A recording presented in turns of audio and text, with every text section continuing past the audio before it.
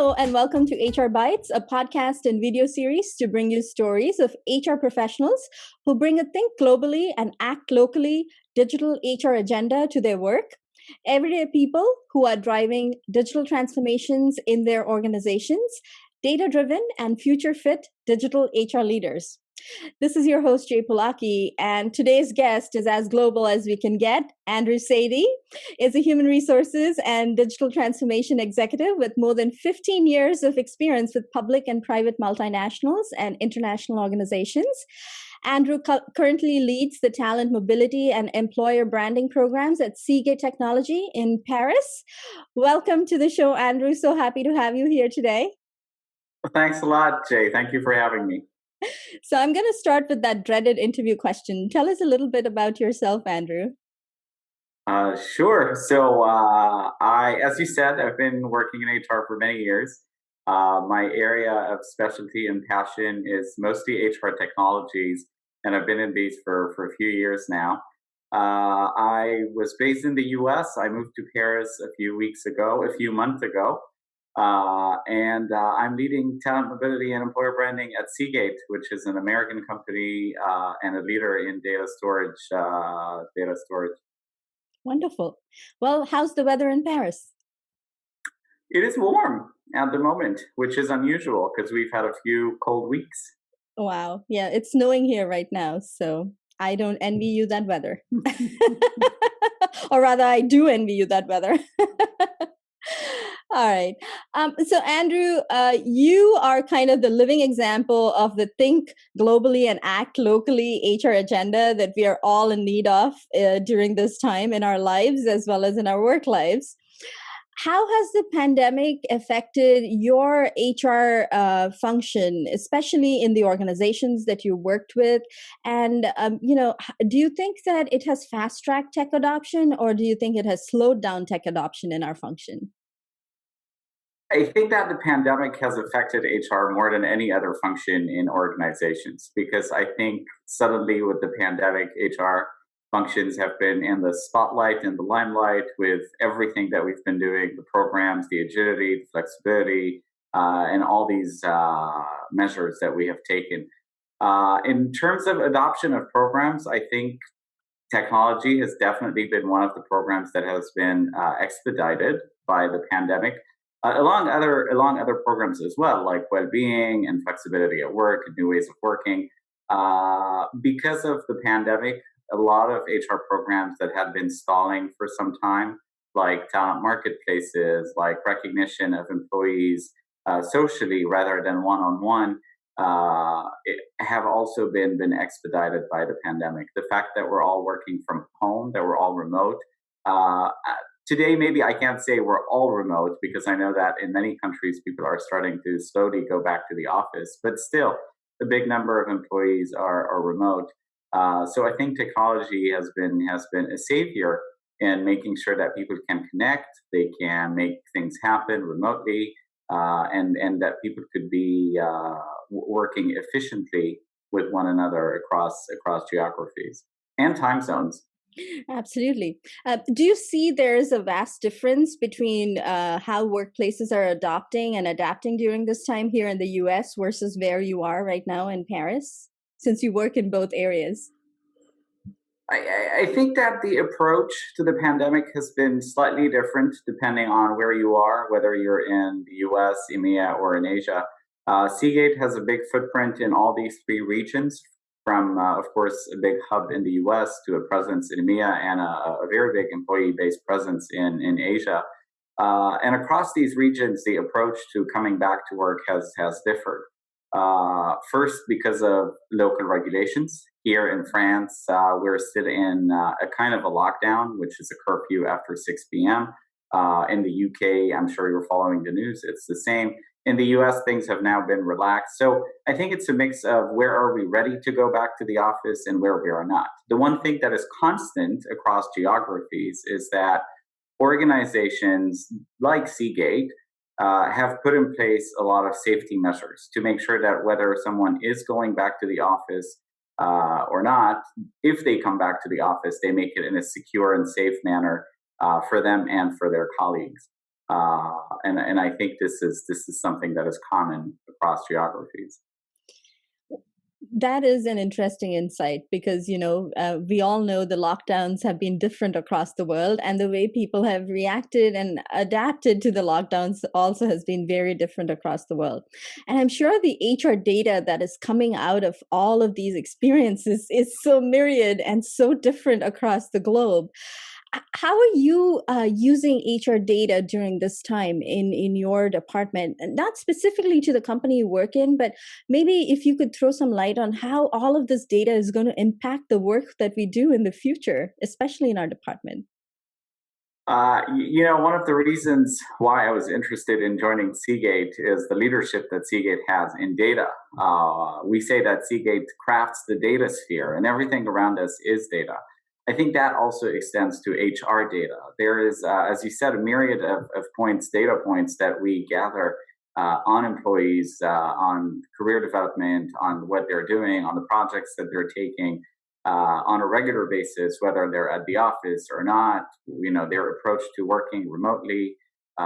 There's data now also on employee well-being based on the number of hours that they spend online.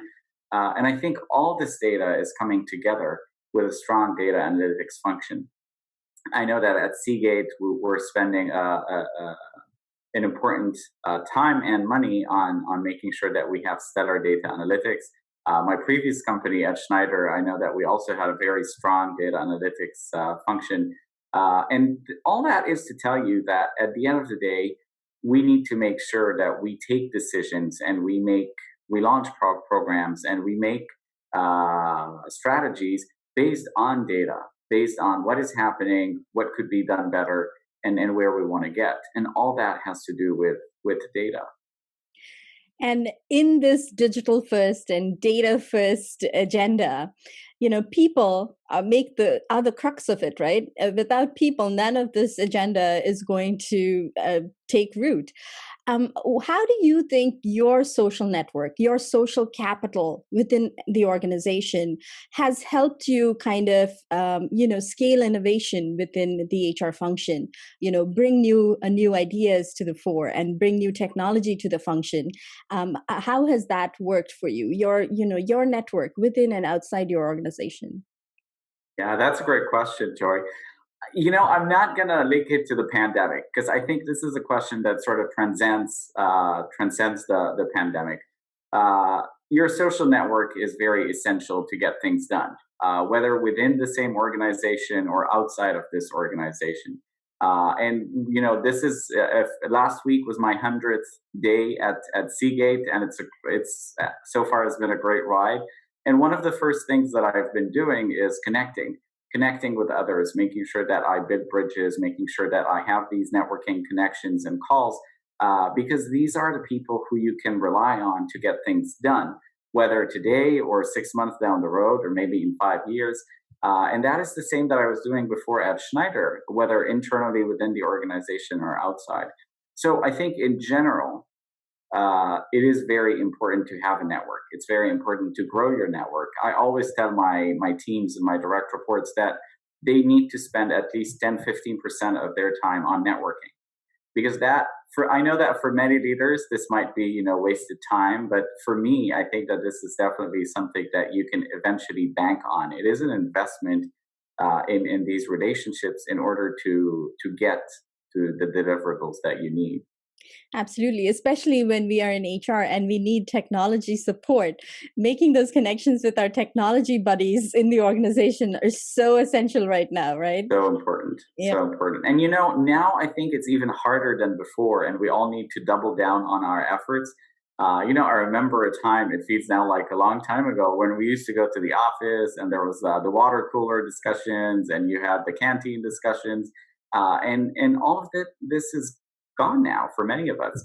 So I think it is important to make sure that you find time to make these connections and networking online at the moment and through video conferencing. Absolutely. And, you already mentioned that networking is essential, but what's one piece of advice you have for our HR colleagues and HR professionals who are looking to adopt or adapt to technology in their function? It could be a piece of technology that's new to them, or it's a technology that's been present in their organization that they haven't used to their fullest, to its fullest capabilities. So, what's one piece of advice you have for them? Yeah, I think the one piece of advice that I would have for them is not everything that shines is gold. And if you're trying to adapt a new technology, make sure that your heart is in the right place. And for me, that right place is the return on investment. There's so many, and I can assure you, I get on a daily basis, I get approached by so many different business developers and sales managers on LinkedIn wanting to sell their HR technology. I think the HR technology space is now varied and very rich in and the offer and the data and the value proposition for many is very interesting. However, not many of them bring you the value and bring the value for the organization. So my advice is act like an owner. If you buy anything in your personal life, we make this decision personally based on what value does it bring us. Do the same. Act like an owner in your organization and do the same and ask yourself this question. If getting this technology is going to make the life of your employees, of your managers, of HR better or not? And if the answer is not overwhelmingly yes, then do something else. You don't have to buy everything that shines. Great advice. Wonderful. So, you've been front and center in uplifting our employee morale and empowering our organizations to lead and kind of remain competitive in the global HR space. What can HR as a function do to prepare us for this increased, hybrid workplace environment that we've been thrown into, right? But it's here to kind of stay, as you said earlier. I think going to the office will be a little less than working, virtually. And so, how do you think we as an HR function can help, our employees work through this and be the best and bring the best to the workplace? I like this question. About a year ago, I was asked the same question. And just to show you how much has changed in a year, my answer was three things: digital, digital, and digital. Because back then it was all about digital. We were pivoting, we were making these changes. The pandemic was still at the beginning. And what we needed is really to pivot in order to make sure that things are working. Now that most companies, at least the big companies, have pivoted, and the HR teams in these companies have, put in place the right things in order for things to work smoothly, more or less. Now I think the time is to shift from digital and start thinking about leadership again. As you said in asking the question, we're all working remotely, and this has brought a lot of strains on people, on well-being, on mental health, on insecurities. And so I think it is very important for HR to start preparing their companies on how can leaders manage teams remotely? What has changed? What changes when you manage someone remotely? How are you going to recognize someone at distance? How are you going to make sure that they feel valued, that they feel that their well-being is respected, that their mental health is in check? And I think in order to do that, leadership should be at the center again, and HR is the one to bring this about. Absolutely. My husband received a package in the mail from his company during the midst of the pandemic, just because they wanted to say hello. So they sent him a coffee mug, of course, a lanyard. I don't know why they sent him a lanyard because he's never going to go into a physical space for a long time. But then, in addition to that, there was a signed card from the head of the division that he reports into, who heads all of Europe and the US. And the card was handwritten, and it simply said, "Thank you for all the work that you've been doing during this time, and we hope that you and your family are doing well." It was just that. And it was so touching. Amidst all the materialistic things that were sent, that one card really made the connection, right? It was so heartwarming to see that they took the I time to love that. handwrite the note and send it. So that really, again, I'm sure HR was the driver behind that, making that connection, because I would say most leaders in organizations that are not really global kind of have lost touch with that particular human connection piece. And so bringing that back into the scheme of things is a big challenge for HR, especially in smaller organizations. Yeah, I love that. And I'm pretty sure that your husband is not looking for another job at the moment. Well, yeah. This is the power of these, personal touches and this new and empathetic type of leadership. And I think it is needed in this new context that we're in. Absolutely. So this brings us to the funner part of our conversation today. It's our fun question connection round. So who's one person in the HR technology space that you've connected with in the past year or so that you think everyone in HR tech should know? In the HR technology space, I don't have someone specific in mind in the HR technology space, but I recently met someone in the HR space who's very interested in HR technology and has a view on HR technology in a way to drive things and move things forward. And that is and that person is the CHRO of Seagate. And the reason why I moved to Seagate, so the person's name is Patricia Frost, and one of a very strong leader, very impressive leader, a leader with really a mission and a vision. So Patricia was a U.S. Army general with 2 Wow. stars, so pretty high in the U.S. Army, leading thousands of men and women. She's led cybersecurity technology for the surveillance piece. She's led the intelligence technology piece of the Army. So a lot of tech roles where leadership in the Army was required, and then decided that she wants to make a change and move into the private sector, and was able to, because of her leadership, was able to land this CHRO role, and it's very eye opening to see the way that she's leading the function, that she's transforming it, bringing in new technologies. I mean, with her leadership, we changed the ATS, we changed our HCM, we launched a talent marketplace, and now we're working on a digital alumni program and a lot more.